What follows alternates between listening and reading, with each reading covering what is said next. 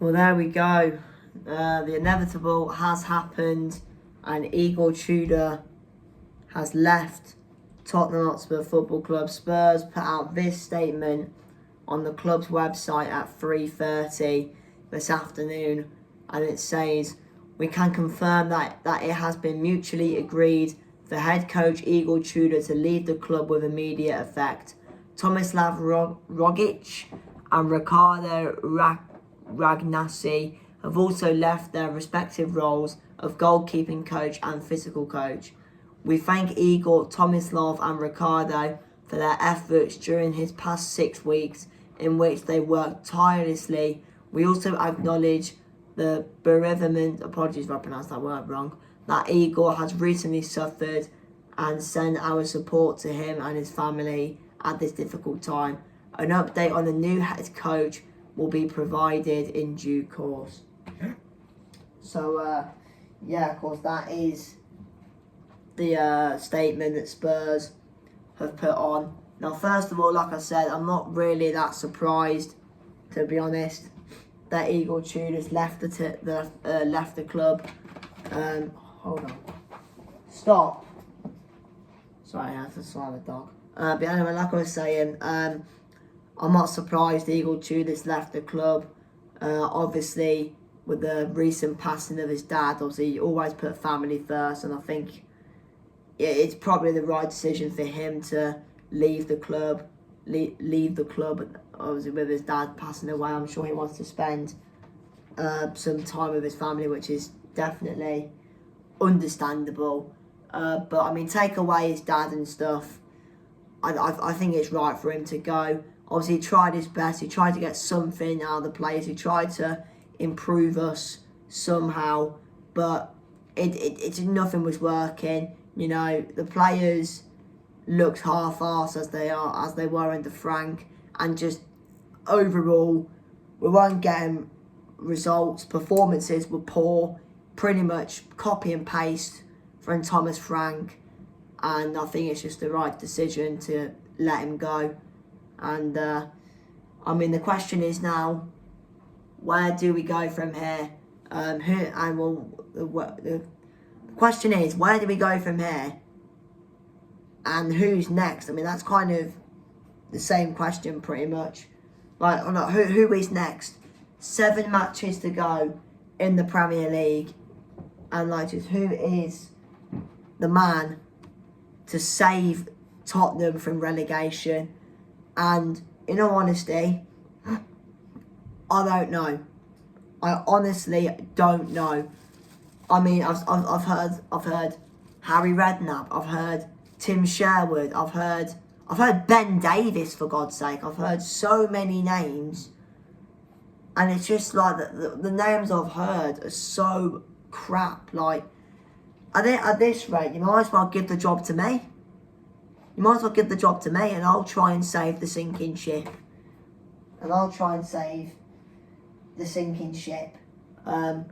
But I generally don't know what Spurs are going to do. I mean, I've heard De Zerbi's going around. Apparently, Spurs are trying to get him at this moment, is what I've read on Twitter.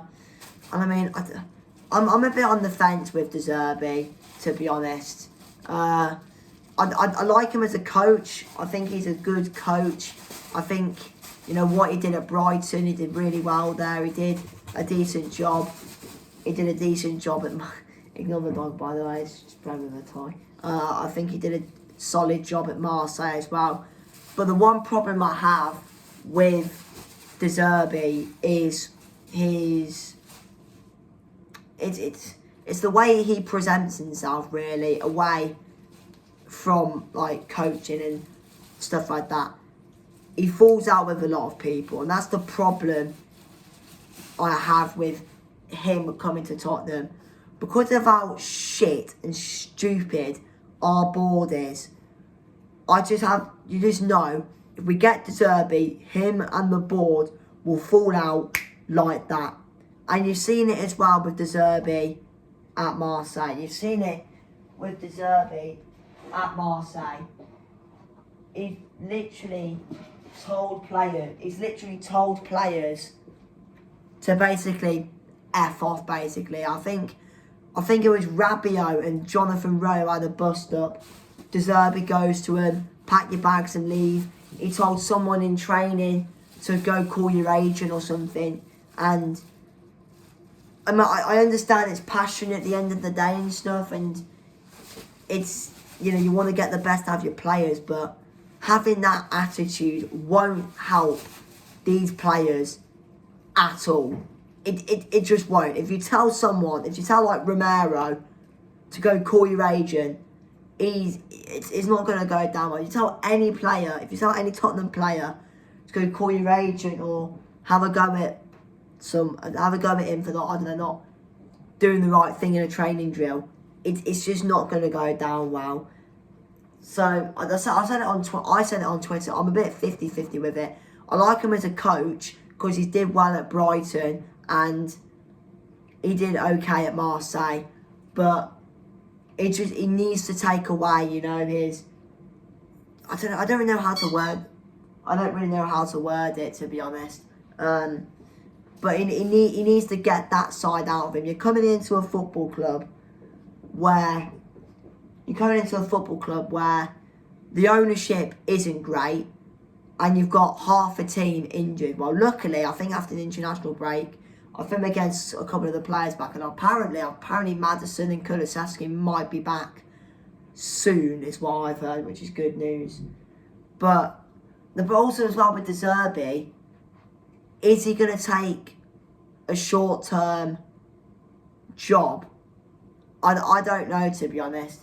I really don't know. Another name who's been up there is Sean Dyche, which, I mean, Sean Dyche just, Spurs being linked with Dyche just tells you the state of the club at the moment.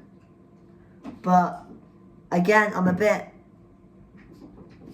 oh my god, hair in my mouth. But yeah, again, I'm a bit on the fence with Dyche, to be honest. The problem is, it's like Frank. He's a very defensive coach, and I just feel like having defensive football at this team, it doesn't work. You know, Frank was a bit of a more defensive manager, and look how that worked out. I just think if you get Dyche in, and he's going to play defensive stuff, I just don't see it working out.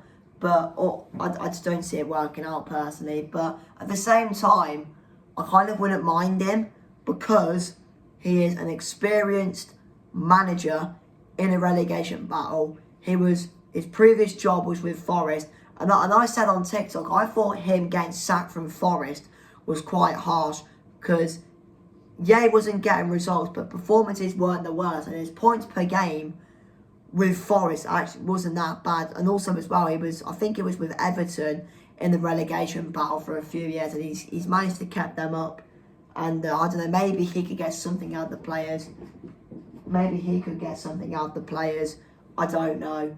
But the one thing I do not want Spurs to do currently is go down the foreign route. Don't do it. Don't do it. We got TUDOR. Look how that ended up. I've heard we've been linked with the old Monaco manager. Just don't do it. No Premier League experience and doesn't know what it's like to be in a relegation battle in the Premier League. So if Tottenham appoint a foreign manager, I'm going to be livid, because whoever it is, if we get a foreigner, I can tell you now, and you can come back to this video, if we get a foreigner, it won't work. It just will not work.